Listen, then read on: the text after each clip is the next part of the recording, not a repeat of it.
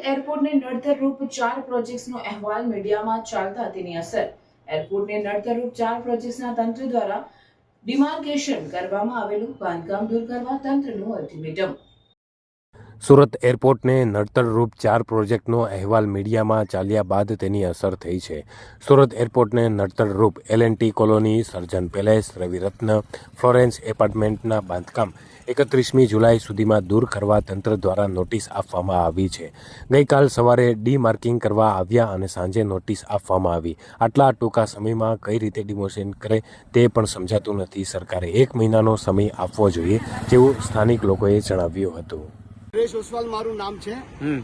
એ ટાવરમાં મારા ફ્લેટ છે 601 602. નોટિસ મળી, અમે બધા ભેગા થયા, એની ચર્ચા વિચારણા થઈ.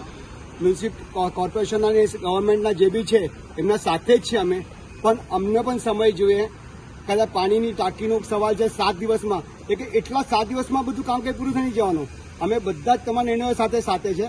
તમે મને નોટિસ કરી છે, તમે નિર્ણય જો યોગ્ય હશે તો અમે કરશું જ, ના નથી અમારી બિલકુલ. પણ તમે બધાનું સર્વે પૂરું કરો ને સર્વે પછી એક સાથે જ કરાવો ને. અમે ફક્ત એક બિલ્ડિંગનું કરીએ એનાથી કંઈ નિરાકરણ નથી આવવાનું. તમારે બાકીની 25 બિલ્ડિંગ છે એ બાકી છે, બરોબર. બધાનું એક સર્વે સારે પૂરું થઈ જાય ને પછી બધાને કરો ને બધા તમારા સાથે જ છે.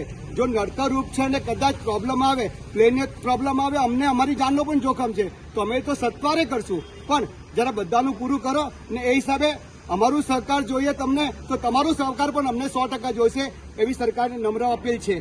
મહેરબાની. સુરેશ ઓવલના પ્રણામ ને સર્જન પેલેસ વતી બધાના પ્રણામ.